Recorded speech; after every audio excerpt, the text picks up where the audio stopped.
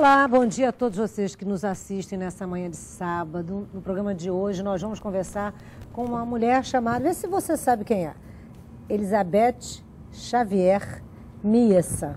Mais uma dicasinha maior, para ver se vocês adivinham quem é. Irmã de Bárbara Bruno e Paulo Goulart Filho. Já deu, né?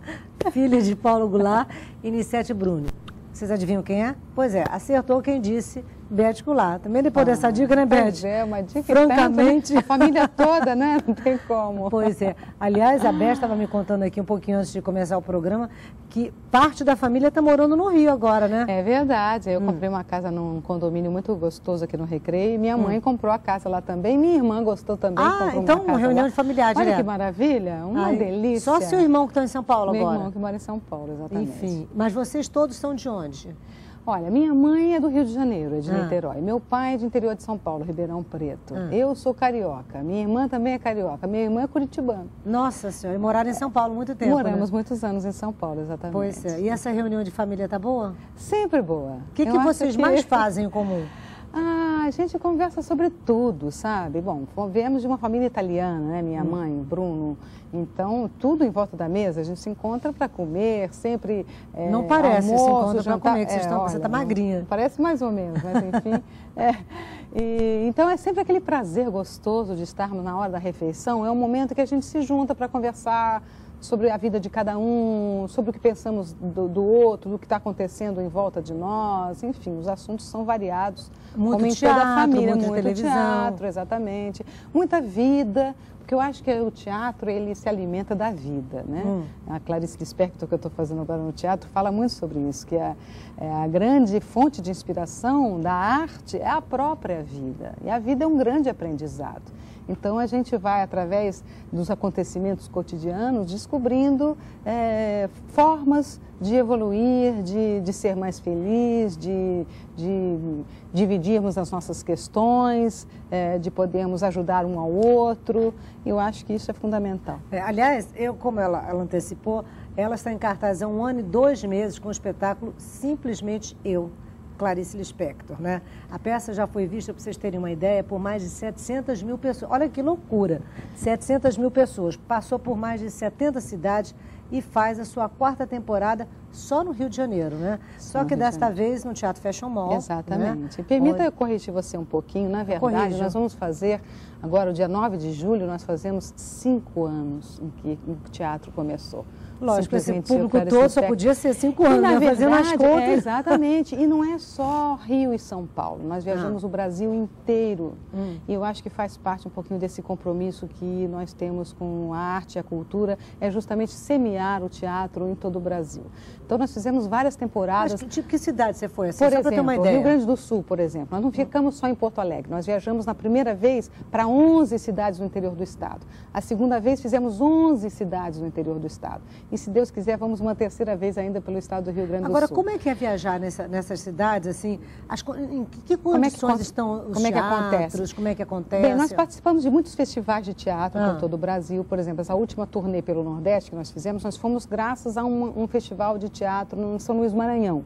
Ai, que delícia, porque fomos Maranhão, a São Luís do Maranhão, aí viemos descendo por outras cidades do Nordeste. Aí fizemos Teresina, depois voltamos a Natal, que já havíamos feito Natal anteriormente. Natal. Depois fomos para Fortaleza, que já era a 2ª vez que íamos a Fortaleza. Depois terminamos em Recife, que era a 2ª vez que íamos também, num teatro maravilhoso dentro da Universidade Federal de Pernambuco, de 1.936 lugares, lotado, Liliana.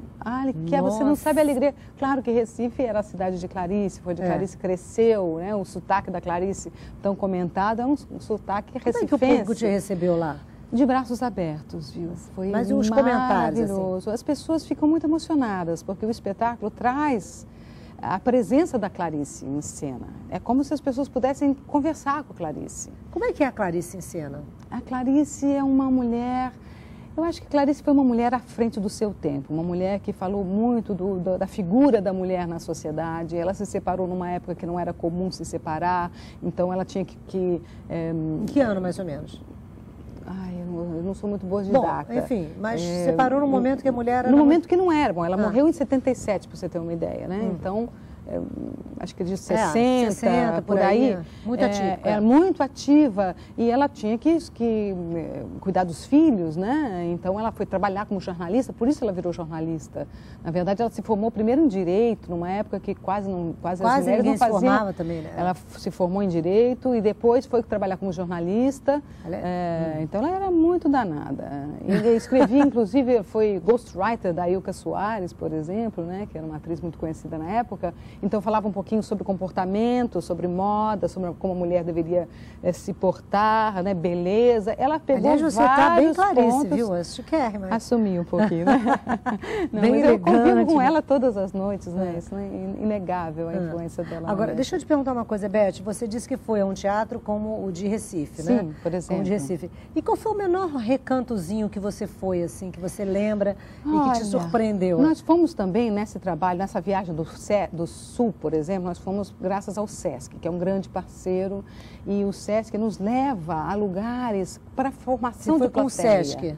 No Sul, nessas duas turnês que fizemos delícia, no Sul, né? o SESC nos levou para Porto Alegre e de lá nós íamos de ônibus, indo de cidade em cidade, a gente terminava o espetáculo, pegava o ônibus, ia para outra cidade. Então, às vezes, fazíamos em lugar que nem tinha teatro, às vezes era um clube. Nós montávamos um palco ali, montávamos uma estrutura e fazíamos um espetáculo ali.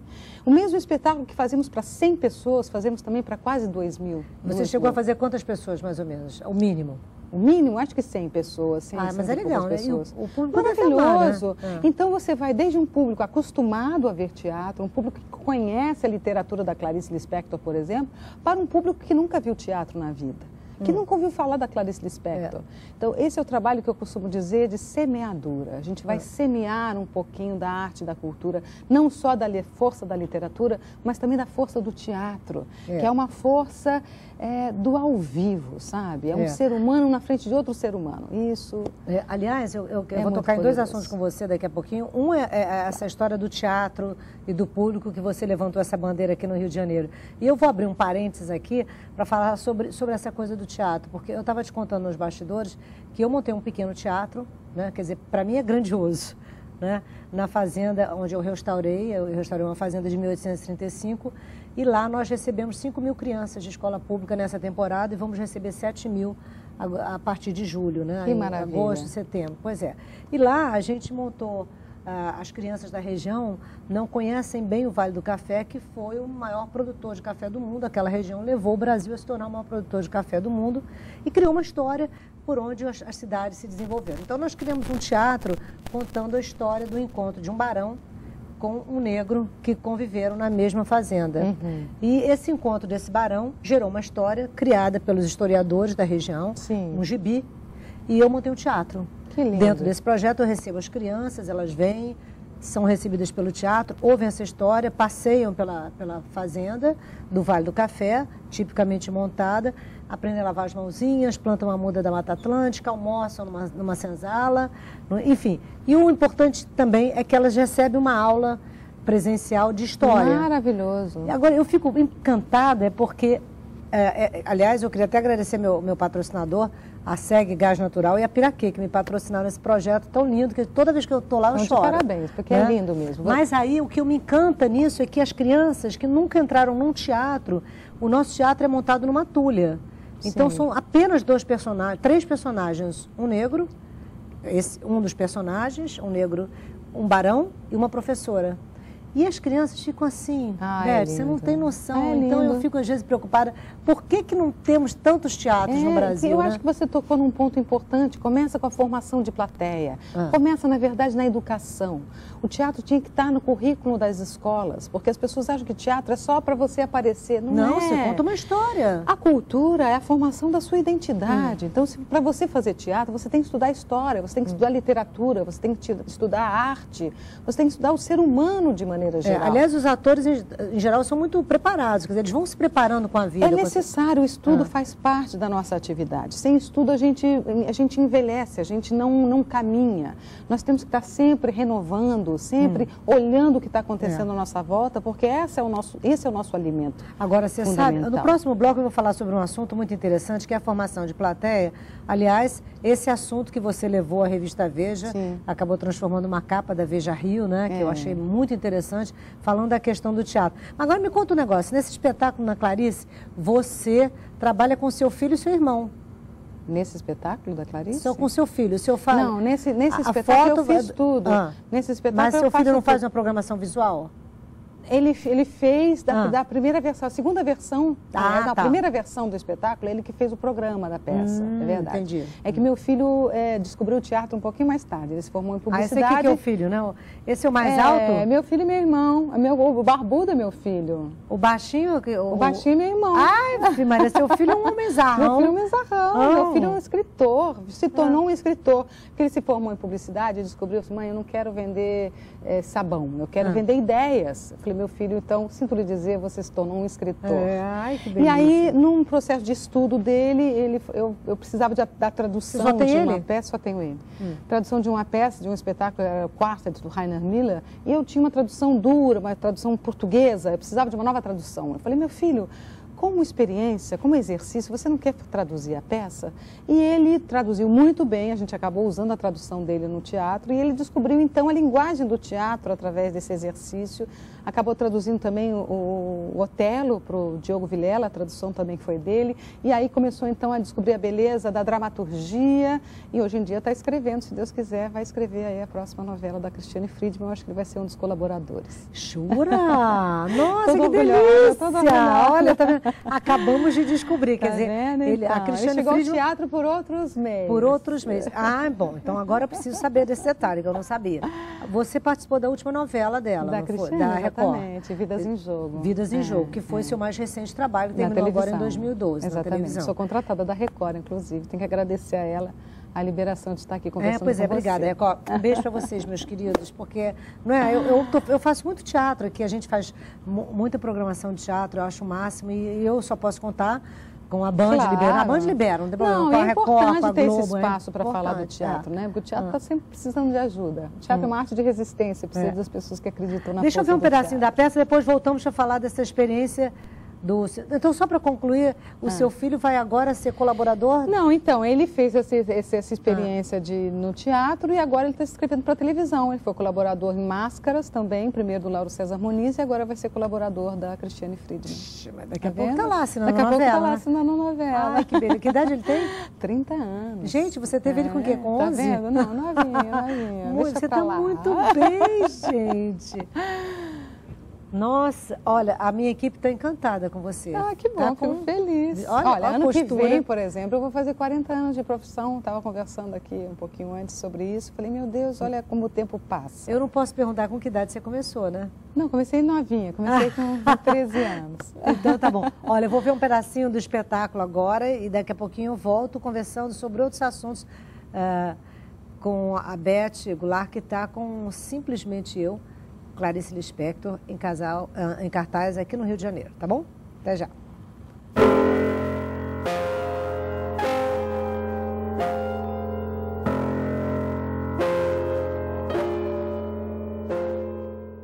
Escrevo, porque encontro nisso um prazer que não sei traduzir.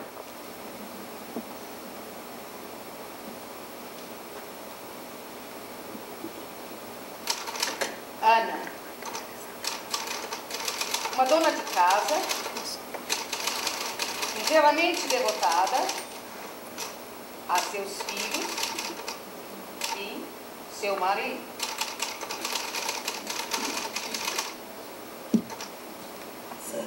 Rumorejavam as águas. No tronco da árvore pregavam-se as luxuosas patas de uma aranha. A crueza do mundo era tranquila. O assassinato era profundo. E a morte não era o que pensávamos.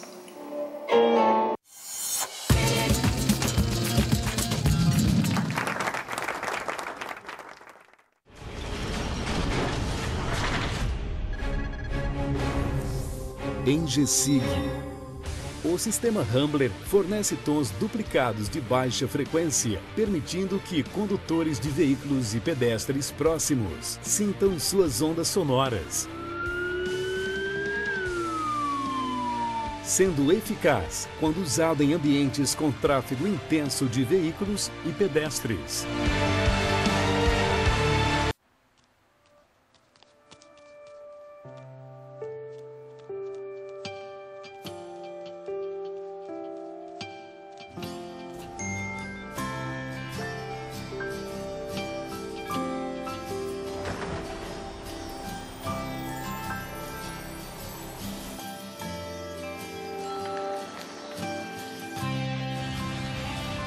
Às vezes você nem percebe, mas o Rio está bem diferente.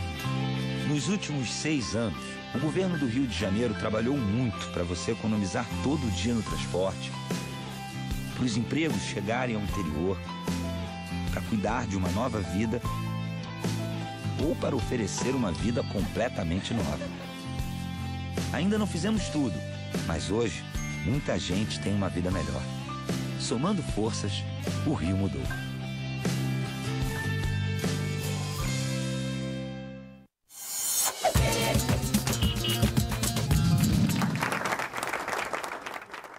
Olá, que bom que você está aí comigo nessa manhã de sábado, radiosa, não foi à praia, tá vendo a gente aqui, né? Tá vendo? Enfim, tudo de bom para você. Olha, eu tô aqui com a Beth Goulart, já apresentei no bloco anterior, fiz uma brincadeira com ela, né?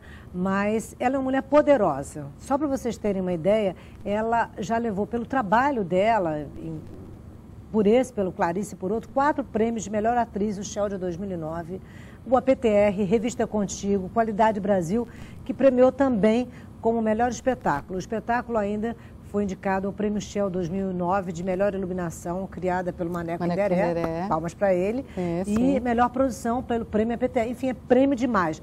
E também com o figurino, com iluminação. Eu trabalho você assina muito, tudo, né? Direção também? Eu assino a direção do espetáculo, a concepção do espetáculo, né? A dramaturgia também, que é fortíssima no caso da Clarice. E por que sobre Clarice? A Clarice sempre foi uma autora importante para mim. Ela entrou na minha vida, eu tinha 13 anos de idade, quando eu li a primeira vez. Eu li Perto do Coração Selvagem, que é um livro que o personagem principal é uma adolescente.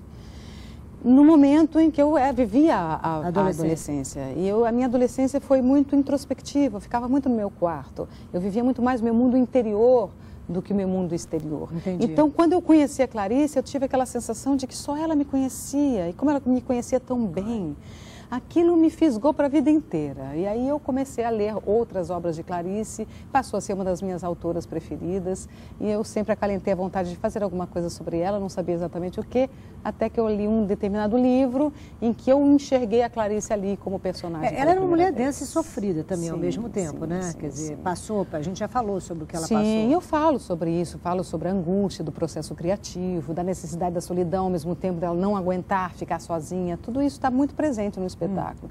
O espetáculo coloca assim os valores da Clarice, mas também falar dos meus valores. É um pouco o meu olhar sobre a Clarice Lispector que está presente em cena. Porque estão ali também os meus conceitos, né? As minhas... tipo minha o quê, por estética. Por exemplo, eu desloco, às vezes, de lugar um texto dela que ganha um outro sentido. Por exemplo, eu termino o espetáculo com uma oração muito bonita, que ela, quando escreveu, era um exercício de oração. Você vai terminar aqui com essa oração, tá? Faço. Então tá bom. Agora eu quero ver umas fotos suas da família. Vamos ver, Jacira? Vamos. Jacira tem... Ai, que fofa. Adoro sua mãe. Querida. Você vai dirigi-la o ano que vem, Meu pai, né? Exatamente. Perdas e Ganhos. Vou adaptar para o teatro Perdas e Ganhos. Essa foi minha estreia. Eu dediquei ao meu pai esse espetáculo. A reestreia. Aí seu pai... Sempre juntos, né? Somos irmã. muito unidos, minha irmã. E seu pai e sua irmã? Isso ai, meu irmão. Meu irmão, eu tive o prazer de trabalhar com ele em 4... Vocês são o Xerox, né? Somos bem parecidos, olha lá. Cada olha lá, um tá? mais parecido que o outro. Ai, meu filho, e minha sobrinha. Seu pequeno moço, né? Seu mocinho. Tá vendo? Ai, que delícia. Tá linda aí. Nossa, isso foi lá atrás, amigos. Eu tava grávida. Ixi, Maria. E essa daqui? Aí, pequenininha, olha lá, eu só de cabelo comprido, na cantinha. Olha que álbum bonito, né? Que vocês montaram pra mim. Obrigada, minha produção. Tá lindo. Olha lá, na estreia, lá no Teatro Fashion Mall. Estamos lá sexta, sábado e domingo. Ai, que foto generosa. Pedindo a bênção de meu pai. Oh, meu pai. Essa isso é novela, isso é Vidas em Jogo. Vidas em Jogo. Ah, que eu era bom. mãe da Thaís Persosa. Fui mãe dela 2 vezes. Uma na novela na Globo, Clone, e 10 anos depois, mãe dela de novo em Vidas em Jogo, na novela da Record. Virou minha filha para sempre. Agora eu vou mostrar mais algumas de trabalho. Deixa eu ver mais. Vamos aí que lá. você já está colocando no ponto. Agora, Ah, da lá, Thaís. então, eu, Thaís, a outra menina que fazia minha filha. Que linda essa foto. Nossa, que eu bonito. estava grávida do João Gabriel aí. Ah, realmente você era um bebê. Ó, eu e meu irmão, quartas. Então, essa peça que meu filho fez a tradução e que eu trabalhava junto com meu irmão. Seu irmão nessa peça? Meu irmão, meu irmão. Esse é Dois Córregos, um filme do Carlos Reichenbach. Isso é o Joelma, 23º Andar, um dos primeiros filmes espíritas que houve no cinema nacional, e eu fazia a Lucimar, que era a menina que morria no Joelma. Isso é o Clone, então, eu e Vitor Fasano, meu querido amigo. Isso é a Nelly, novela do Gilberto Braga, aí eu e Sandro Rocha também, em Vidas em Jogo. Ai, que delícia, né? Ver esse álbum pena que eu não tenho tempo para de comentar, trabalho. por exemplo, o espetáculo que você fez com seu irmão, ele como seu amante. Foi né? incrível esse trabalho. Pois um trabalho que eu comecei com o Guilherme Leme, o Paulinho, na verdade, ele entrou para substituir o Guilherme. Foi teve forte, que sair. né? Foi uma experiência maravilhosa, sabe? Que foi um trabalho de parceria mesmo, sabe? E o Paulinho é um grande ator, então foi muito bom trabalhar com ele. Olha, Beth, eu vou ficar devendo para o público a nossa conversa sobre formação de teatro, até porque a gente já falou um pouco sobre isso, né? Mas queria te dar os parabéns que você conseguiu levar isso para uma revista como a Veja, levou para a gente discutir para a capa da Veja, enfim, e outros. Eu vejo toda semana, leio todas as indicações de peças, você está sempre lá no topo. Eu estou lá fazendo Legal a minha isso, parte. né? É muito bacana. É um reconhecimento do trabalho, né? Fico muito feliz, mas eu fiquei muito feliz que todas as 36 peças em cartaz foram de alguma forma valorizadas, fizeram com que o público olhasse para o teatro de uma outra maneira e tivesse vontade de ir ao teatro. Se você tivesse uma varinha mágica, assim, uma varinha de condão para dizer assim, preciso fazer isso para que o teatro cresça ainda mais. Se bem que eu acho que ele está num momento muito importante no Rio de Janeiro, com muitos espetáculos nascendo. Com certeza, mas eu acho que precisaríamos de uma política cultural um pouquinho mais eficaz, mais agressiva, né? Não deixar só uma lei que entrega, de certa maneira, para o mercado essa política cultural. Eu acho que nós tínhamos que ter, assim, uma linha de crédito para as produções, que nós pudéssemos pagar as produções, que a própria bilheteria fosse capaz de pagar os gastos de sustentação de um espetáculo, porque o espetáculo não pode ser só estrear o espetáculo, ficar 2 meses e acabou. Você tem que ter uma sustentação do espetáculo. E isso, às vezes, uma linha de crédito sem juros seria maravilhoso. Como era antigamente. Agora, deixa eu te fazer, lançamos a ideia aqui, né? Se bem que não deve ser uma ideia minha, é sua, né? Não, enfim, isso já deve ter muita gente assim, discutindo. Né? Era assim? Era assim, se fazia teatro assim.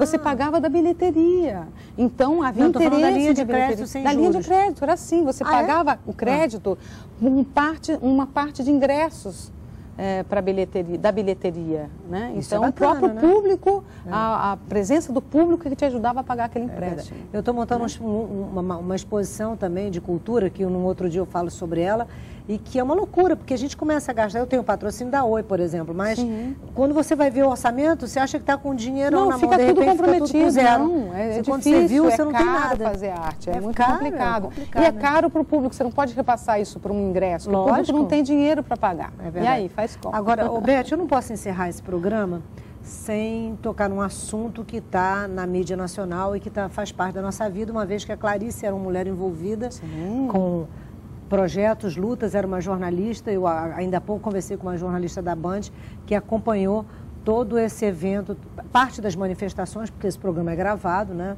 Enfim, e ela me contou do que aconteceu nas ruas, entre a polícia, entre os manifestantes. E eu queria a tua opinião sobre como você sente esse momento que o Rio de Janeiro, São Paulo, enfim, que nós brasileiros estamos vivendo. Eu acho que estamos vivendo um momento histórico, um momento em que o povo descobriu que tem voz, descobriu que pode se manifestar sim, que pode colocar sua indignação para fora, e isso é fantástico, essa é a grande força da democracia. É claro que é uma tristeza você ver alguns vândalos se aproveitando desse movimento, mas você vê que o próprio movimento renega essa atitude de violência desses vândalos que se infiltraram no movimento popular. Eu acho que o importante de tudo é que os políticos observem que o povo tem voz. O povo sabe o que é bom para ele e o povo também sabe o que não é. Então está na hora dos políticos realmente escutarem o que o povo tem a dizer. Eu vi uma coisa na internet que eu acho maravilhoso, que eu acho que vale a pena repetir. Dizer assim, o dia que o povo acordar, os políticos nunca mais vão dormir. Olha, infelizmente a gente não vai ter tempo para discutir todo esse assunto, mas eu queria dizer o seguinte, que por isso a importância do voto, na minha opinião, assim, resumida, editada, digamos assim, e eu gostaria, assim, muito que as autoridades, quer dizer, o governador do estado, o secretário de segurança tivessem, os órgãos, prefeito, enfim, tivessem equilíbrio e sensibilidade, porque assim como esses sonhos de liberdade, essas lutas têm que ser respeitadas, os nossos policiais também têm que ser respeitados, né? Com certeza. Enfim, tomara que eles consigam ultrapassar esse momento com essa linha tão tênue, sim, sem que haja excesso das partes. Sem violência. Sem violência, sem baixaria. É que seja um movimento pacífico. Pois é, eu me imagino, assim, quer dizer, eu que sou filha de um exilado político, já vivi isso muitas vezes na minha vida, sim, eu sei que é uma linha muito tênue e que os lados têm que ser respeitados. Mas vamos discutir isso outro dia, né? Com certeza. Que pena, né? Que a gente não tem tempo para falar sobre isso. Não dá. Bom, um beijo carinhoso. Eu queria encerrar o programa você falando de um sonho. Um sonho? É. Cultura para todos, todos os dias, em todos os lares, em todas as casas. A cultura começa dentro de casa, se estende na escola e se manifesta na rua, né? A arte é a identidade do povo. Tá certo. Manda um beijo para alguém. Meu pai e minha mãe, sempre queridos. Sempre, e meu filho também.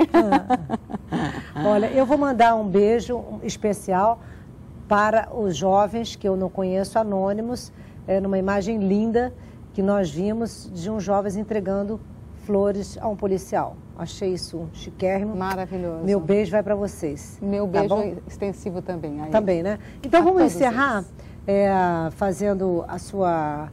performance. A performance, a oração. A oração. Eu não vou interromper. Beijo, até a semana que vem. Alivia minha alma. Faze com que eu sinta que tua mão está dada à minha. Faze com que eu sinta que a morte não existe, porque na verdade já estamos na eternidade. Faze com que eu sinta que amar é não morrer, que a entrega de si mesmo não significa a morte. Faze com que eu sinta uma alegria modesta e diária. Faze com que eu não te indague demais, pois a resposta seria tão misteriosa quanto a pergunta. Faze com que eu receba o mundo sem receio, pois para este mundo incompreensível fui criada, eu mesma também incompreensível. Então, que é uma conexão entre esse mistério do mundo e o nosso. Abençoa-me para que eu viva com alegria o pão que eu como, o sono que durmo.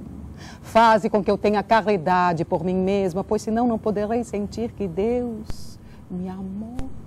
Faze com que eu perca o pudor de desejar que na hora da minha morte haja uma mão humana para apertar a minha. Amém. Nossa, que lindo! Muito lindo, Beth. Obrigada, querida. Eu que agradeço. Um beijo carinhoso para você. Eu que agradeço. Tudo de bom. Mas é que eu tenho a língua presa. A solidão de que sempre precisei é ao mesmo tempo inteiramente insuportável. De qualquer luta ou descanso, me levantarei forte e bela, como um cavalo novo.